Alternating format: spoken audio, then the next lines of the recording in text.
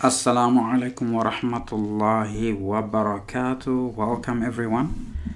Today I want to talk about success. Who are the successful? Okay, so we go to the Quran and we ask this question of the Quran: who are the successful? Okay, so we have two instances which I'm going to highlight. There are several, but I'm going to have two instances that I highlight. The first is in the second chapter of the Quran. We go to the verse that says, "Those are indeed the ones who are on right guidance, and those are indeed the ones who are successful." So let us go there first, and then I will highlight a few points from the chapter on the believers, which tells us also who are the successful. So first the verse goes, it says, أعوذ بالله من الشيطان الرجيم أولئك على هدى من ربهم وأولئك هم المفلحون. So this word here, مفلحون, المفلحون, the successful. We're going to see who are these people. Okay, so let us go backwards to see who these people are. So أعوذ بالله من الشيطان الرجيم بسم الله الرحمن الرحيم.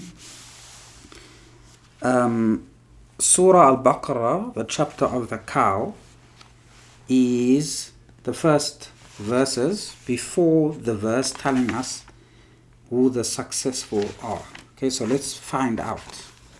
Okay, in the name of Allah, the most gracious, the most merciful. Alif Lam Mim.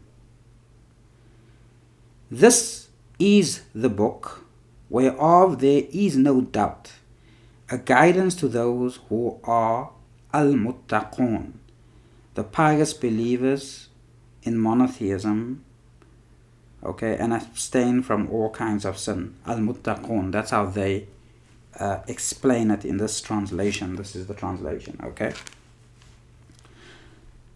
Who believe in the unseen, bil ghaib, and perform salah, the prayers, and spend out of what we have provided for them. In parentheses they say zakah. And spend on themselves, their parents, their children, their wives. That is the clarification, okay? And who believe in that which has been sent down to you, and in that which was sent down before you, and they believe with certainty in the hereafter. They are on true guidance from their Lord, and they are the successful.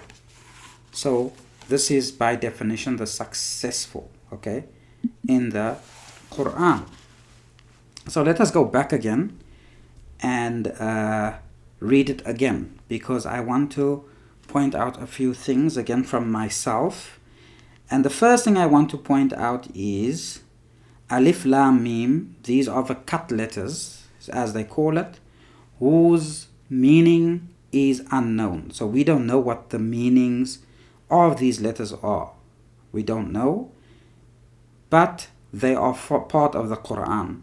And this shows us that the Quran is more than just a book of literal meaning, because there are things in the Quran we recite it, so we benefit from it, but we don't know what the full implication of it is. So if you say Alif Lam Mim, there's a benefit in reciting this, okay?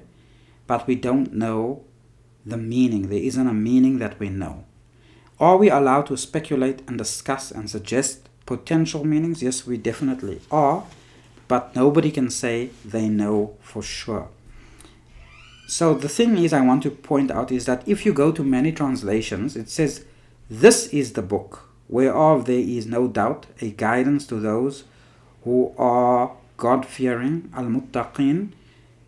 Everyone or most of them say this is the book. Now, this is the book in Arabic is هذا الكتاب.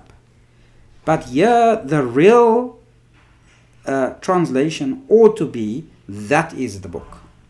ذلك الكتاب لا ريب فيه هدى للمتقين. So, that is the book. It should say, that is the book, but we translate, this is the book.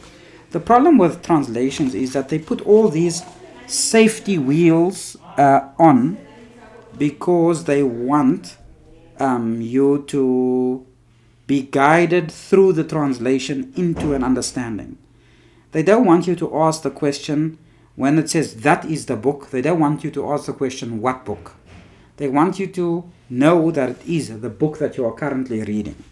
Okay, so they suck the joy out of inquiry, to be honest, out of fear, But there's no need to fear because Allah is the one that guides. So ذلك الكتاب لا ريب فيه هدى للمتقين. And then we continue, الذين يؤمنون بالغيب. Now those who believe with the unseen. So we say who believe in the unseen, but literally it is those who believe with the unseen. Okay. ويقيمون الصلاة ومما رزقناهم ينفقون. And who establish the prayer. We often translate it as perform the prayer. وَيُقِيمُونَ الصَّلَاةَ, but more to the point in meaning, it would be establish the prayer. Okay? And then, and spend out of what we have provided for them. And spend out of what we have provided for them. So, let us look into this a little bit as by way of discussion. الَّذِينَ يُؤْمِنُونَ بِالْغَيْبِ. So, part of believing in the unseen, okay, or with what is unseen, relates to the things that are mentioned, of course, in the book or that book, okay, that are unseen. So what are they? It is, of course, Allah. So belief in Allah, okay, because you cannot see Allah, okay. Belief in the angels, because you cannot see the angels. Belief in the existence of all who are mentioned in that book of what has transpired before us, because we were not witness to them. So though that is part of the unseen, we didn't see it, we didn't witness it, yet we believe. For example, we currently believe that the Prophet Muhammad sallallahu alaihi wasallam existed as a man in the 7th century in Arabia. We didn't see him, none of us saw him. We believe that Isa, Jesus alayhi salam existed, we didn't see him. We believe Musa alayhi salam existed, we didn't see him. So all the Anbiya and Rusul that we believe in, and all the stories that are narrated to us, we believe in, all this belongs to the unseen, okay, as an article of faith. And who established the salah, okay, and spend out of what we have provided for them. Now, spending out of what we have provided for them, we tend to always associate this with money, okay? We're spending money. But more to the point, spending out of what we have provided for them means that they are charitable in dispensation with whatever they have. Not only money. I'm doing a charity now, for example. I'm being charitable in my dispensation of having studied a little bit of Quran. So now I'm sharing something of what I know or have observed or have thought about. So this is me being charitable in what Allah has provided me with, which is a little bit of mental abilities. Some capacity for these types of things. So I'm sharing that. That's what I have.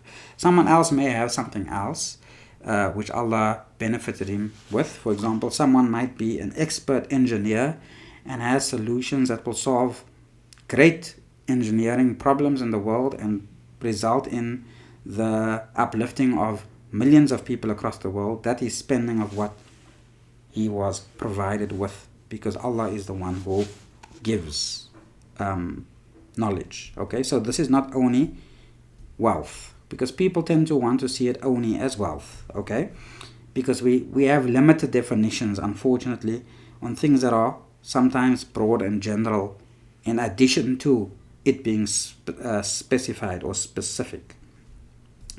And then we continue, and who believe in that which has been sent down to you. Okay, وَالَّذِينَ يُؤْمِنُونَ بِمَا أُنزِلَ إِلَيْكَ وَمَا أُنزِلَ مِن قَبْلِكَ وَبِالْآخِرَةِ هُمْ يُوقِنُونَ. Okay, they believe in what has been sent down to you, the revelation sent to the one being addressed here initially, Muhammad sallallahu alaihi wasallam, and that was sent before you. Okay, so that we know as being the Torah and the Injil. And of the hereafter they are certain. Okay, so in addition to believing in the books of revelation, they believe in the hereafter, meaning that there is going to be a day of judgment, and there's going to be Jannah and Jahannam, hell and heaven, and believing in that, okay, is very important, meaning supreme accountability for your actions. They act in a way in which they are aware that they are being held accountable. They are being held utterly accountable, an accountability which they will never be able to escape. So, which means they act with the most rectitude. They act in a way that is superior morals, because they are intrinsically aware of their accountability, even when no one is looking. Okay, that is part of the psychology of believing in the day of judgment and what is to follow, the life after this.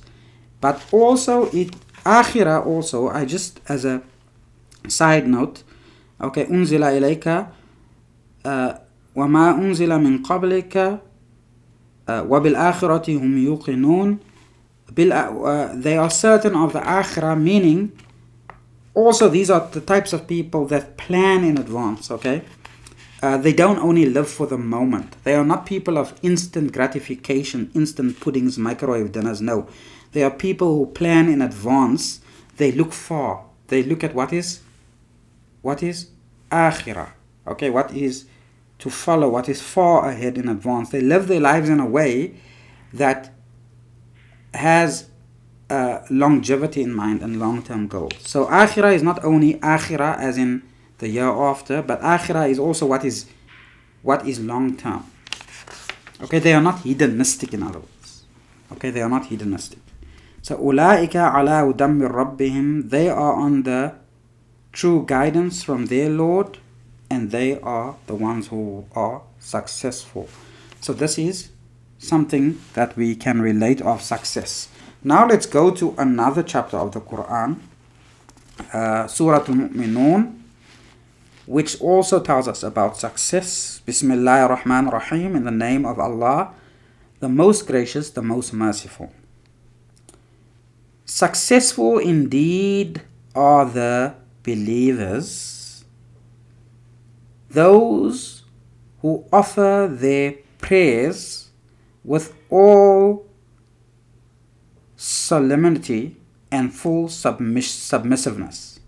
Okay, they offer their prayers with, the word in Arabic is khushu', and in a very simple way we can say with concentrating on the prayer. Okay, and those who turn away from vanity, here they just say, they put the word here al-laghwi, dirty, false, evil, vain talk, falsehood, and all that Allah has forbidden. Okay? So those who shun vanity, let's put it that way, and those who pay the zakah, right? And those who guard their chastity, except for their wives or that which their right hands possess, for them they are free from blame. But whoever seeks beyond that, then those are the transgressors. Those who are faithfully true to their promises, amanat, and to their covenants. And those who strictly guard their salawat, their 5 compulsory prayers, these are indeed the inheritors who shall inherit Firdaus, paradise. They shall dwell therein forever. Okay. So let us look at these 11 verses again. I read it and I will look at it again, okay? And I will make a few remarks, not many, inshallah. So, successful are the believers. Now we see here, الَّذِينَ هُمْ فِي صَلَاتِهِمْ خَاشِعُونَ, who are mindful of their prayers and concentrate on it. That's how I would put it, okay? وَالَّذِينَ هُمْ عَنِ اللَّغْوِ مُعْرِضُونَ, and those who turn away from laghu, lagwi, yeah, is the word as they say it, who turn away from vanity, okay? Who shun it, who avoid it. So there's avoidance in Islam, avoidance of evil, avoidance of listening to evil things, avoidance of seeing evil, avoidance of saying things that are evil, avoidance of doing things with your limbs that are evil. That's how we were taught what that means, okay? And those who pay the zakah. So this here in the Arabic, it doesn't just simply say pay the zakah, okay? Yadfa', okay?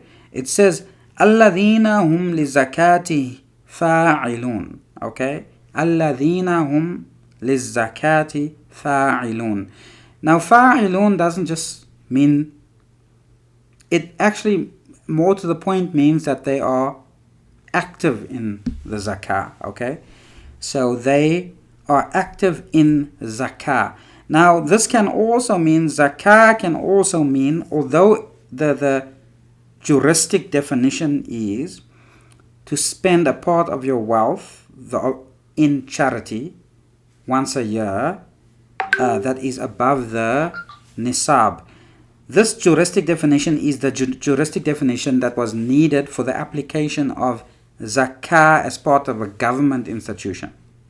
But there is an individualistic practice, which is to be active in zakah, meaning to constantly seek to purify yourself through acts of charity, meaning giving of yourself which God gave you. And this doesn't only have to be money, and this is more consistent, because look, it doesn't make sense. Look, the Quran mentions zakah almost as much as it mentions salah, okay? Aqimu salata wa atu zakah. This is like constantly going together, okay? Salah, zakah, salah, zakah, salah, zakah. Would it make sense that salah is 5 times a day, every day, but zakah is once a year, but yet zakah is mentioned almost as often as salah? Would that make sense? Okay, so you need to remember that zakah, or the juristic definition of zakah, that the accumulated wealth you accumulate over a year that is above the nisab, that 2.5% of that needs to be given to zakah. This was the zakah equivalent to state tax, the obligation of zakah vis-a-vis the state, not the obligation of zakah vis-a-vis the believers in general. Okay, zakah became part of a state tax institution for redistribution of wealth to the poor, and that was the way they set it up historically, in the interest of the state, okay, under the banner, the broad and general banner of zakah, but that's not the only zakah. Okay, even though that is the juristic definition. And then there's the other zakah that you give before Eid, the Eid of the fasting, sadaqatul fitr they call it, or zakatul fitr, and this is also a communally established example of zakah. And these are not things we deny and we don't practice, but this is not all zakah is what I'm saying. Okay. And this also, by the way, as a side note for those people who call themselves Qur'anists or Qur'aniyun, right? The methodology that one must apply with the Quran is that if something in practice or in vogue does not go against the Quran, then it is a bona fide practice wherever it may be, and in whichever tradition in any tradition that is established in any place, in other words. So if there's a practice, for example, let's say we find a remote village somewhere, I don't know, in some desert, the Gobi Desert, and there's a community and they have a ritual that once a week on a Thursday, they all come together and put out charity for the poor. Okay? We're not going to say, oh, where in the Quran does it say that on a Thursday you must, okay? We're just going to say this is zakah. We're going to say this is an act of giving, zakah, for the purification of the self, to purify their wealth, for example. Okay? So this is the spirit of how we ought to be going about the Quran. Now you find these Quraniyun, they want to use the Quran to undermine the tradition, the established long-term, long-held traditions of Muslim people across the world. They want to use the Quran, they want to put the Quran against that and say, where did you get that from? It doesn't say it in the Quran. This is not the way to read the Quran. The Quran doesn't have to say everything. Okay? The Quran is a book of broad and general principles. And the way people within their communities apply these principles in specific terms is up to them, first of all. And where there's an established tradition, as in the Muslim community, right, that established tradition serves its purposes in the community and ought to be upheld and maintained, and as long as it does not violate the Quran itself. Okay. And then the next verse is وَالَّذِينَ هُمْ لِفُرُوجِهِمْ حَافِظُونَ, and those who guard their chastity. Now we say who guard their chastity. This is just a nice way of saying it. But furujim, in this lifurujim, means actually literally their private parts. Okay, so basically they preserve their private parts from illegal sexual behavior. إلا على أزواجهم أو ما ملكت أيمانهم فإنهم غير ملومين, except for their wives or that which their right hands possess, for them they are free from blame. Now there's a lot of translations. I'm saying I'm doing this for especially for English speaking people, okay? There's a lot of translations that will say except for their wives or that whom they rightfully possess, and then use this as one category, meaning they're saying wives, okay, and ma malakat aymanuhum, this is the same thing. It's not the same thing, okay? The Quran has two separate categories of lawful sexual relations, generally speaking. One is wives and the other one is that which your right hands possess, or concubines. The Quran does have concubinage, and concubinage is actually in the Quran. Okay? Now we may have the discussion about validity in modern society, vis-a-vis, is it in relation to slavery only or not, etc. What do the scholars say in the past? What discourses do we have in the present, etc. There might be all of these things, but in the beginning, one must never reject or misrepresent words and or what the Quran is actually saying. Now people will argue with me. People have argued with me. I've said that concubinage is just, a concubine is a woman you marry. But a concubine is not a woman you marry. A wife is a woman you marry.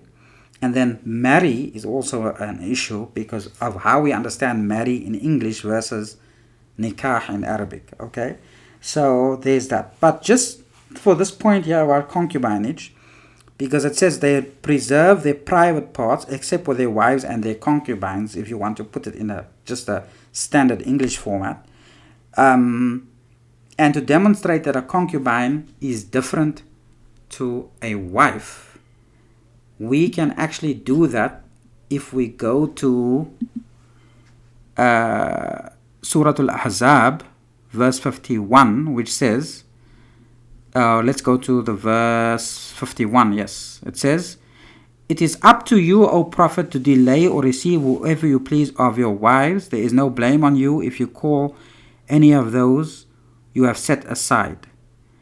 That is more likely that they will be contented." And then I continue.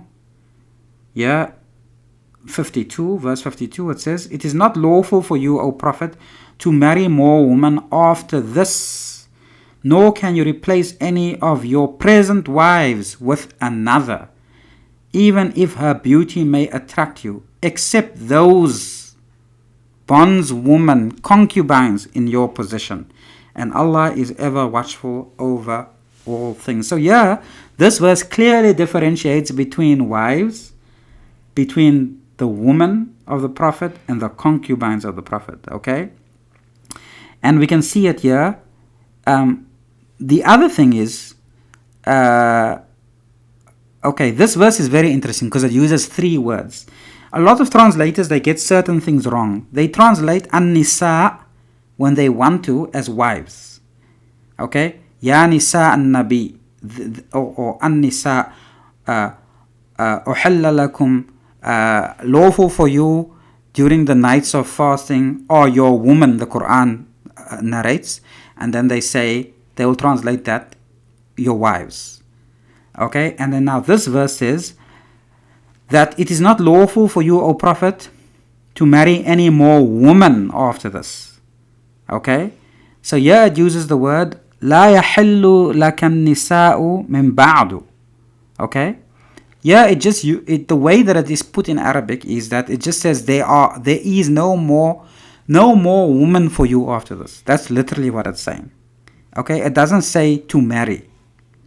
Okay, and then it says ولا أن تبدل بهن من أزواج وَلَوْ أَعْجَبَكَ. So then it goes on, وَلَوْ أَعْجَبَكَ حُسْنُهُنَّ إِلَّا مَا مَلَكَتْ يَمِينُكَ. Sorry, I don't have my glasses and I cannot see that well on the screen. Okay, so it says here, nor can you replace any of your present wives with another, even if her beauty may attract you. Okay, beauty. Except those, now it says, what does it say? إِلَّا مَا مَلَكَتْ يَمِينُكَ. Except that which your right hands possess. In other words, you can replace, it's telling the Prophet, your wives that you have, you need to keep them. Don't switch them out for other wives. Right? Keep them, and you're not allowed to marry more wives. You're not allowed to marry more women as wives. Let's put it that way. But when it comes to that which your right hand possess, you may switch them out, basically. Okay, this is what it's saying. People sometimes don't like what the Quran says, and that is not our problem if they dislike what the Quran says. Honestly, that is not our problem. So, this story about when I read translations and they try to obfuscate this issue, they are doing the Quran a disservice. You don't have to like what the Quran says. Nobody needs to like what the Quran says. Okay, you don't like the idea of concubinage? Fine, nobody's telling anybody to have a concubine. But does it talk about these things in the Quran? Yes, it does. So let us continue. But whoever seeks beyond that, then those are the transgressors. Those who are faithfully true to their amanat, li'amanatihim wa ahdihim ra'un. Okay? They uphold their trusts that they've and their covenants. Very important. And then those who strictly guard their prayers. وَالَّذِينَ هُمْ عَلَى صَلَوَاتِهِمْ يُحَافِظُونَ. They guard their prayers. And here I want to note for those also those misguided Quranists, because I've been following some of the things they say, where they say there are two prayers, for example. Some of them say there are two prayers because the Quran mentions two prayers by name and a third one also, but some of them miss the third one, etc. All their misguidance. I don't want to focus too much on that, but salawat is plural, okay? So they can never be, their understanding of things is wrong, okay? Ulaika humul warithun, ulaika humul warithun. These are indeed the inheritors. Alladhina yarithuna al-firdausa hum fiha khalidun. Who shall inherit the firdaus, they shall dwell therein forever. Okay, Sadaqallahu al-Azim. We ask Allah to make us of the successful believers.